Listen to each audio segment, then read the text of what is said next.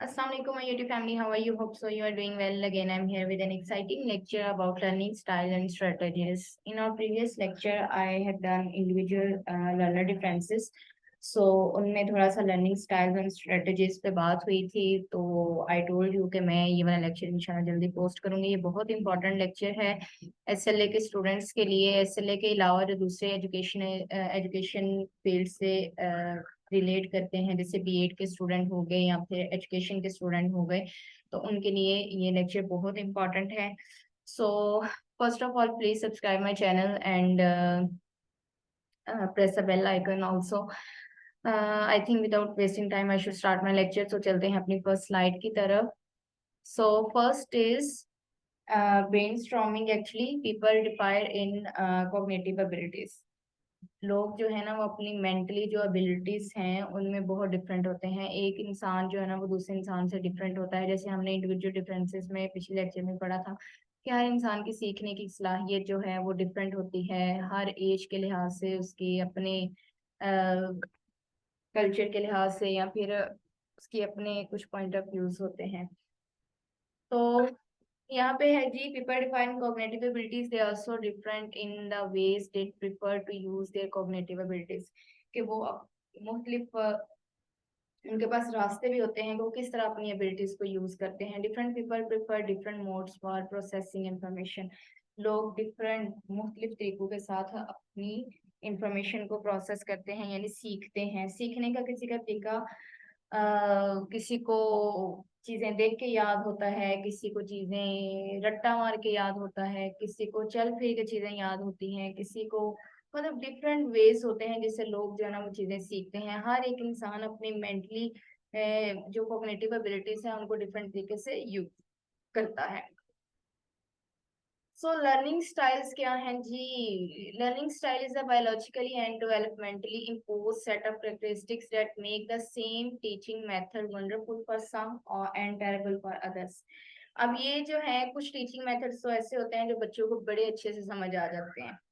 अगर मैं आपको फ्लैश कार्ड शो करवाऊँ या मैं आपको बड़ी अभी एक स्क्रीन के ऊपर आपको एक फिल्म चला दूँ, तो आप वो मूवी देखेंगे तो आपको अच्छे से स्टोरी समझ आ जाएगी। हो सकता है कि कुछ बच्चों को वो स्टोरी देखने से समझ ना आए, लेकिन उनको समझाने से वो चीज समझ आए कि अच्छा इस स्टोरी में, इस मूवी में ये चीजें हुई थी। तो कुछ जो है natural have preferred way of observing processing. कुछ इंडिविजुअल्स के लिए तो वो बड़े अच्छे वेज होते हैं, लेकिन कुछ के लिए क्या होते हैं, टेरेबल फॉर अदर्स। कुछ के लिए बहुत वो बुरे वेज होते हैं कि उनको उन चीजों समझ नहीं आती, वो फेल हो सकते हैं। Learning style refer to an individual natural habitual and preferred way of observing processing and retaining new information and skills. Individual natural, अब ये इंसान के अंदर ना नेचुरली भी चीज आती है कि आप जो है ना वो किस तरीके से सीखते हैं। ये साइकोलॉजिस्ट भी इस पॉइंट पे बात करते हैं। टीचर्स को भी कहते हैं कि आप ऑब्जर्व करें क्लास में कि बच्चा किस वे में जो है ना वो ज्यादा अच्छी तरह से सीख सकता है। या मॉन्टेसरी किंडरगार्टन में अगर देखा जाए ना, तो वो टीचर्स को मॉन्टेसरी के कोर्सेज करवाए जाते हैं, तो वहां पे बच्चे के साइकी के हवाले से भी बात की जाती है कि आप बच्चे को ऑब्जर्व करें कि वो किस तरह के, वो एक्सट्रोवर्ट है, वो इंट्रोवर्ट है, वो लेफ्ट हैंड से काम करता है, राइट हैंड से काम करता है, वो कौन से तरीके से ज्यादा जो, अगर वो जो है ना टेक्टाइल लर्निंग है उसकी, वो विजुअल तरीके से ज्यादा सीखता है, या फिर आपकी बात सुनता है या आपकी बात को इग्नोर करता है, लेकिन आपको एक चीज उसके सामने रख के उसको समझानी पड़ती है। तो ये एक नेचुरल भी होता है, हैबिचुअल भी होता है, और डिफरेंट तरीकों से किसी भी तरीके से वो ऑब्जर्व करता है अपनी इंफॉर्मेशन को। और ये जो है चीज, इसका अंदाजा लगाना, ये इस चीज को फाइंड करना एक टीचर का काम होता है। Retaining new information and the skills. So importance of learning styles क्या हैं जी? लर्निंग स्टाइल्स क्यों इम्पोर्टेंट है? Diverse learning communities determine what best for your student. आप जब डाइवर्स लर्निंग कम्युनिटीज हैं, आपके पास सीखने के लिए डाइवर्सिटी होगी, आपके पास बहुत ज्यादा स्टूडेंट्स हैं, और उसके बाद आपके पास बहुत ज्यादा वेज हैं उन स्टूडेंट्स को इंफॉर्मेशन देने के लिए, उनके माइंड में वो चीज बिठाने के लिए। आपके लर्निंग स्टाइल्स के जरिए आपको पता चलता है कि आपके स्टूडेंट्स के लिए क्या बेस्ट है।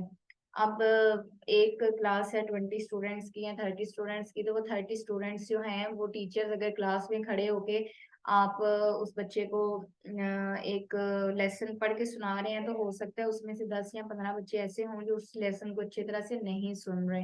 ठीक है, तो वो वहां पे आपको क्या करना पड़ेगा, वहां पे आपको बीच में अपने लर्निंग जो स्टाइल, टीचिंग स्टाइल जो है उसको आपको थोड़ा सा चेंज करना पड़ेगा, ताकि बच्चों का जो है ना वो लर्निंग स्टाइल बेस्ट हो सके। ठीक है, mismatch between instructions and learning styles.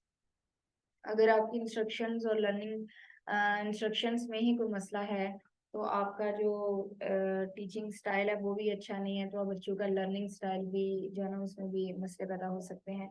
So try to find the best ways that can be the best for your students. So types of learning styles related to language to learning, types of learning styles जो हैं वो language to learning से related कौन कौन से हैं। cognitive learning style में आ जाता है field independent was field dependent, tendency to see the trees or the forest। कि आप जो है ना ट्रीज देख रहे हैं या फिर फॉरेस्ट। कुछ लोग बच्चों को अगर दरख्त दिखा रहे, कुछ बोलेंगे कि ये दरख्त है, कुछ बोलेंगे कि ये फॉरेस्ट है। Right brain dominance was right brain dominance के आप लेफ्ट हैंड राइट साइड से सोच रहे हैं या लेफ्ट साइड से सोच रहे हैं। परसेप्चुअल लर्निंग स्टाइल्स हैं जिसमें विजुअल आ जाता है, oral, auditory and haptic, kinesthetic and tactile style आ जाते हैं। तो हम वन बाय वन पहले कॉग्निटिव लर्निंग स्टाइल्स को, फिर right brain dominance was left brain dominance को, फिर परसेप्चुअल लर्निंग स्टाइल्स को डिस्कस करेंगे। So first of all we'll discuss about cognitive learning styles। Learning styles होते हैं जो बच्चे जिस तरीके से सीखते हैं। यहाँ पे हम टीचिंग स्टाइल्स की बात नहीं कर रहे, टीचिंग स्टाइल्स पे एक अलग से लेक्चर होगा। ये लर्निंग स्टाइल्स हैं कि बच्चों का लर्न करने का तरीका क्या है। ठीक है, तो लर्निंग स्टाइल में टाइप 1 में आ जाता है जी कॉग्निटिव स्टाइल है, field dependent and field independent. Field dependent में learner best when information is presented in context. They are often more fluent language learners.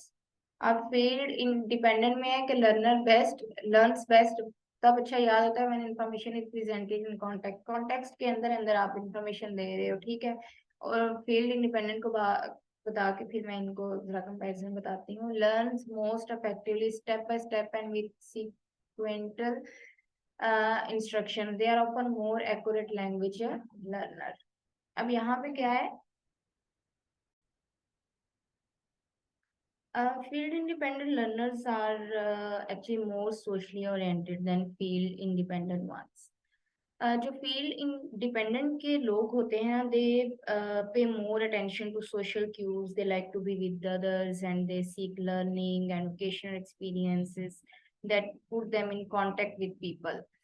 मतलब वो अपनी फील्ड के अंदर रह के सोशल होके लोगों से सीखना चाहते हैं सब। लेकिन फील्ड इंडिपेंडेंट के learner more affective step by step with sequential instruction. इसमें ज्यादातर ये होगा कि tend to prefer autonomy, means you like directions, your own learning। Instructors whose teaching style is not too structured and which allow students several options, they find their own way to learn things. मतलब वो उनका उनका ये नहीं होता कि हमें एक इस स्टाइल से सीखना है या उस स्टाइल से सीखना है या कुछ। वो अपने अपनी सेल्फ रेगुलेशन भी खुद करेंगे, अपने आप पे काम भी खुद करेंगे, मोटिवेट भी खुद करेंगे, अपने लिए रास्ते खुद बनाएंगे। They are often more accurate language learners. तो ये जो है ना अच्छे एक्यूरेट लर्नर्स होते हैं, ये फ्लुएंट होते हैं। फील्ड डिपेंडेंट के जो है ना वो फ्लुएंट होते हैं, लेकिन क्योंकि उनका इंटरेक्शन होता है सोसाइटी के साथ, सबके साथ, वो इस तरह। लेकिन जो फील्ड इंडिपेंडेंट के लोग हैं ना वो एक्यूरेट होते हैं, यानी इनकी ये एसएलए इनकी अच्छी है, यानी सेकंड लैंग्वेज एक्विजिशन, इनकी एक्विजिशन अच्छी होगी और इनकी लर्निंग अच्छी होगी। ठीक है, ये एक्वायर करेंगे लैंग्वेज को, इंडिपेंडेंट करते हैं फील्ड पे। यानी कि अगर आपने इंग्लिश सीखनी है तो उस फील्ड के अंदर आपने सारा वो जो जो आपको इन्फॉर्मेशन दे रहे हैं आप लेते जा रहे हो, सब कुछ कर रहे हो। फील्ड इंडिपेंडेंट ये सेल्फ मोटिवेटेड लोग होते हैं और ये क्या करते हैं, ये एक्यूरेट लर्निंग करते हैं। field dependent people are better at learning socially material and learning it in a social way।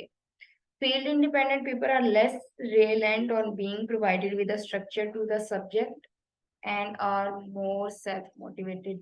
दोनों का अच्छा है कि एक अच्छा जो है ना वो एक्वायर कर रहा है लैंग्वेज को, एक अच्छा है कि वो अ, जो है ना लर्निंग अच्छी कर रहा है।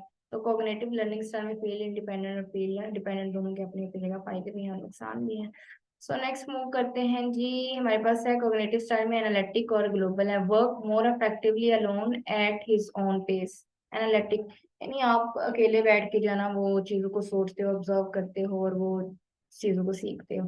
Global work more effectively in groups, यानी कि यहाँ पे अगर आप देखा जाए तो इंट्रोवर्ट भी आ जाए, इंटेलिजेंट होते हैं और अकेले बैठ के अपनी ऑब्जर्वेशन अपने अपने कंफर्ट जोन में रह के अच्छा काम करते हैं। अब ग्लोबल में एक्सट्रोवर्ट भी आ जाएंगे, works more effectively in groups. Reflective में आ जाता है learns more effectively when they have time to consider new information before responding. when they have time to consider new information before responding। Impulsive यहाँ पे ठीक है, पुरसुकून बंदा है, पहले बात सुन ली है फिर वो सोचता है और अच्छा एक रिस्पॉन्ड करता है। Impulsive learns more effectively when they can respond to new information immediately, मतलब फौरन से उन्होंने अपना रिस्पॉन्ड दे दिया और वो इस तरह ज्यादा सीखते हैं।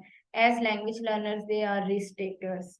लैंग्वेज लर्निंग में अगर देखा जाए तो बहुत मिस्टेक्स करते हो। जब आप स्टार्ट करते हो किसी लैंग्वेज को सीखना तो आप बहुत ज्यादा गलतियां करते हैं, फिर आराम आराम से आपको मिस्टेक्स का पता चलता है, फिर आप उनको कवर करते हो।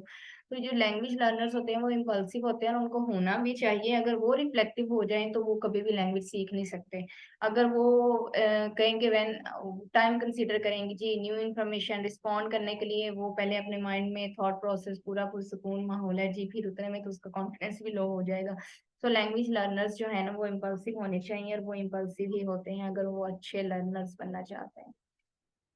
लैंग्वेज लर्निंग स्टाइल में टाइप 2 है सेंसरी स्टाइल है। परसेप्चुअल आ जाता है विजुअल, यानी आप चीजों को देख के अच्छी तरह से सीखते हो। Learns best when there is a visual reinforcement such as charts pictures graphs etcetera.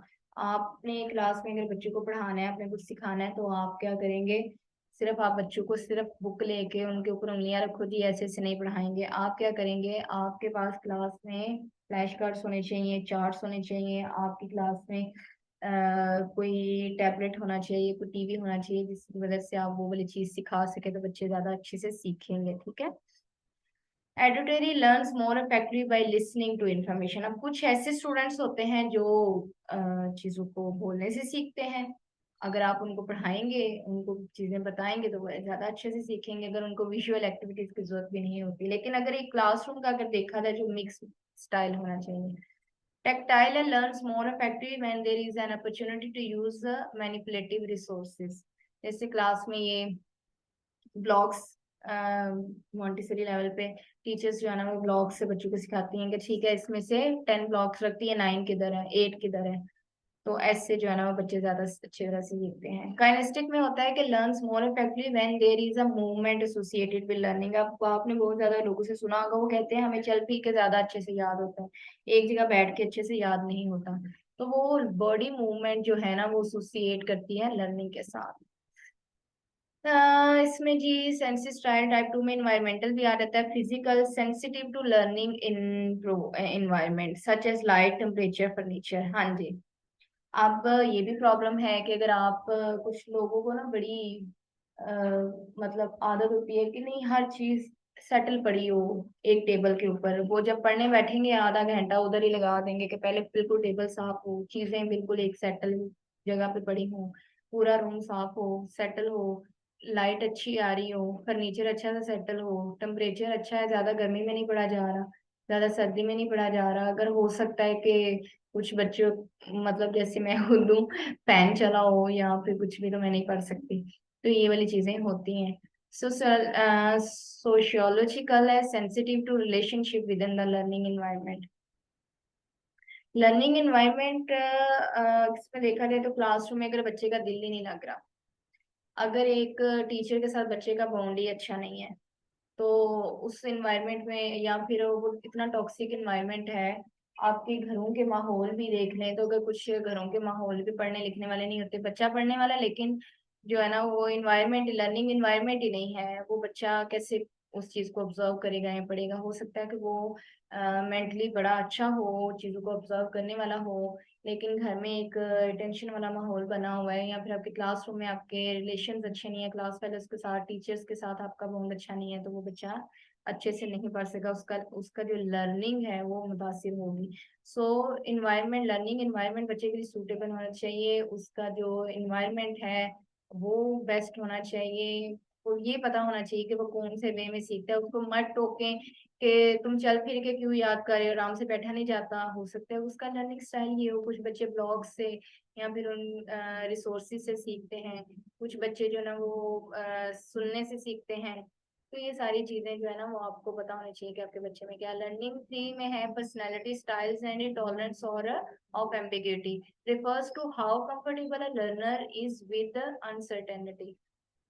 Some students uh, in different situations where there are several possible answers, other prefer one correct answers.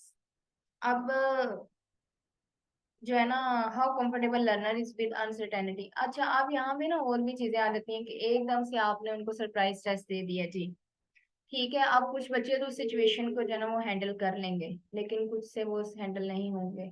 Some students well in situations where there are several possible answers, other prefer one correct answer. अब हो सकता है कि कुछ बच्चे जो ना वो डिफरेंट एक बोलें कि ये भी ठीक लग रहा है, ये भी ठीक लग रहा है, इतने कंफ्यूज हैं, ठीक है, उनके अंदर कंफ्यूजन ही बड़ी ज्यादा है।